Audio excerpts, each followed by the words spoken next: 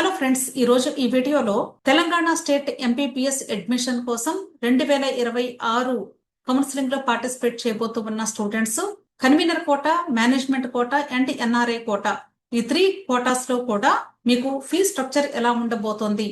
ఇది college to college different గా ఉంటుంది కాబట్టి కాలేజ్ వైజ్ ఫీ స్ట్రక్చర్ ని మీకు కంప్లీట్ ఇన్ఫర్మేషన్ ప్రొవైడ్ చేయాలి అనుకుంటున్నాను. ఇక్కడ మీరు గమనించినట్లయితే మనకి బేసిక్ గా MBBS seats 3 type of seats ఉంటాయి. కన్వీనర్ కోటా వీటినే ఏ కేటగిరీ సీట్స్ అంటారు. అలాగే మేనేజ్మెంట్ కోటా అంటే B category seats, NRI quota అంటే సి కేటగిరీ సీట్స్. సో ఈ 3 కోటాస్ కి కూడా మనకి ఫీ స్ట్రక్చర్ ఎలా ఉంటుంది అంటే సంవత్సరానికి మాత్రమే ఇక్కడ చూపించేటువంటి ఫీజు. కన్వీనర్ కోటాకి 10,000 నుండి 60,000 వరకు ఉంటుంది. అదే management quota B category seats 11.55 11,55,000 నుండి 15 లక్షల వరకు ఉంటుంది. అలాగే ఎన్ఆర్ఐ కోటా సీట్స్ 22,50,000 నుండి 26 లక్షల వరకు ఉంటుంది సంవత్సరానికి. ఈ ఫీజు మనకి గవర్నమెంట్ కాలేజెస్ లో ఎలా ఉంటుంది, ప్రైవేట్ కాలేజెస్ లో ఎలా ఉంటుంది, అలాగే ఫస్ట్ ఇయర్ మీరు ప్రైవేట్ కాలేజెస్ లో జాయిన్ అయినప్పుడు ఎక్స్ట్రా ఎంత అమౌంట్ పే చేయాలి, దీనికి సంబంధించి ఇక్కడ మీకు ఇన్ఫర్మేషన్ ప్రొవైడ్ చేశాను. మనకి గవర్నమెంట్ కాలేజెస్ తీసుకున్నట్లయితే కన్వీనర్ కోటా అంటే ఏ కేటగిరీ సీట్స్ కి కేవలము 10,000 రూపాయలు మాత్రమే ఫీజు ఉంటుంది. ఎక్స్ట్రా ఏమీ కూడా కట్టించుకోరు.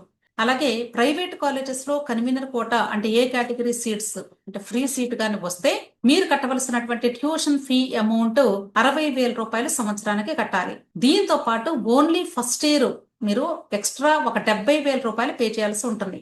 అంటే సుమారుగా 1,30,000 వరకు మీరు ఫస్ట్ ఇయర్ పే చేయాలి. సెకండ్ ఇయర్ నుండి మాత్రం కేవలము 60,000 రూపాయలు పే చేస్తే సరిపోతుంది.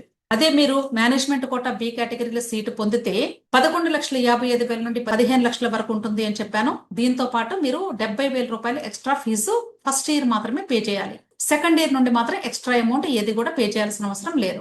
అలాగే ఎన్ఆర్ఐ కేటగిరీలో మీకు సీట్ అలాట్మెంట్ వస్తే 22.5 లక్షల నుండి 26 లక్షల వరకు ట్యూషన్ ఫీజు ఉంది. దీంతో పాటు ఒక 70,000 రూపాయలు ఎక్స్ట్రా పే చేయాల్సి ఉంటుంది. అయితే ఈ బి కేటగిరీ సీట్స్ మనకి డిఫరెంట్ రేంజెస్ ఉన్నాయని చెప్పాను. 11,55,000 రూపాయల కాలేజెస్ చూసినట్లయితే టోటల్ గా 11 కాలేజెస్ ఉన్నాయి. అలాగే 12 lakhs తీసుకున్నటువంటి కాలేజెస్ 8 కాలేజెస్ ఉన్నాయి. 12.5 lakhs ఉన్నటువంటి కాలేజెస్ 2 కాలేజెస్ ఉన్నాయి. 13 lakhs 5 కాలేజెస్ ఉన్నాయి.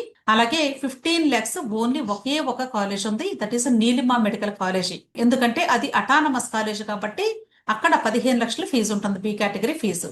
ఓకే, ఇప్పుడు గవర్నమెంట్ కాలేజెస్ లో మనకి కన్వీనర్ కోటాకి 10 లక్షలు మాత్రమే ఉంది అని చెప్పాను. సో ఇవన్నీ కూడా గవర్నమెంట్ కాలేజెస్ ఏనండి. వీటిలో మీరు అబ్జర్వ్ చేసి చూసినట్లయితే ESIC medical college Sanath Nagar ఉంది. దీనిలో మాత్రం ఇది గవర్నమెంట్ కాలేజ్ అయినప్పటికీ కూడా 60,000 రూపాయలు పే చేయాల్సి ఉంటుంది. కాకపోతే ప్రైవేట్ కాలేజెస్ లో ఎక్స్ట్రా పే చేసే 70,000 రూపాయలు మీరు పే చేయాల్సిన అవసరం ఉండదు. కేవలం 60,000 రూపాయలు పే చేస్తే సరిపోతుంది.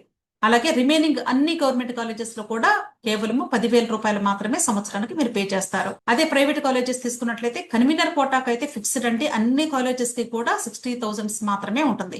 అదే బి కేటగిరీ సీట్ తీసుకున్నట్లయితే కొన్ని కాలేజెస్ లో 13 లక్షలు ఉంటుంది, కొన్ని కాలేజెస్ లో 12.5 లక్షలు ఉంటుంది, కొన్ని కాలేజెస్ లో 12 లక్షలు ఉంటుంది, కొన్నిట్లో 11.55 లక్షలు ఉంటుంది. సో ఇలా డిఫరెంట్ రేంజెస్ ఉన్నాయి. సి కేటగిరీ తీసుకున్నట్లయితే బి కేటగిరీకి ఎంతైతే ఫీజు ఉంటుందో ఏదైనా కాలేజ్ లో దానికి ఎగ్జాక్ట్ గా డబుల్ ఉంటుంది. సో ఇక్కడ బి కేటగిరీని బట్టి సి కేటగిరీ ఫీజు కూడా చేంజ్ అవుతూ ఉంటుంది. అలాగే ఇక్కడ రిమైనింగ్ అన్ని కాలేజెస్ కూడా మీకు సేమ్ డేటా ప్రొవైడ్ చేస్తాను. కేటగిరీ ఏకి మాత్రం ఫిక్స్డ్ అండి 60,000 రూపాయలు. అలాగే ముస్లిం మైనారిటీ కాలేజెస్ టోటల్ గా 4 ఉన్నాయి. ఈ ముస్లిం మైనారిటీ కాలేజెస్ లో కూడా కన్వీనర్ కోటాకి 60,000 రూపాయలే ఉంటుంది. బి కేటగిరీ సీట్ కి కూడా ఇక్కడ డిఫరెంట్ రేంజెస్ ఉన్నాయి. సి కేటగిరీ యాజ్ యూజువల్ గా 2 times of B category seat ఉంటుంది.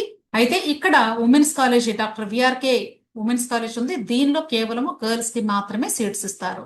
ఓకే, ఇది కోఎడ్యుకేషన్ కాదు. రిమైనింగ్ అన్ని కూడా కోఎడ్యుకేషన్ కాలేజెస్. అలాగే నీలిమా మెడికల్ కాలేజ్ తీసుకున్నట్లయితే ఇక్కడ మనకి కన్వీనర్ కోటా సీట్స్ ఉండవు. కేవలము management quota seats, NRI quota seats మాత్రమే ఉంటాయి. మేనేజ్మెంట్ కోటా సీట్ 15 lakhs ఉంటుంది. అదే ఎన్ఆర్ఐ కేటగిరీ సీటు 22.5 లక్షలు ఉంటుంది. సో ఇక్కడ నేను చూపించిన ఈ ఫీ స్ట్రక్చర్ అంతా కూడా సంవత్సరానికి కట్టవలసినటువంటి అమౌంట్ మాత్రమే గుర్తుంచుకోండి.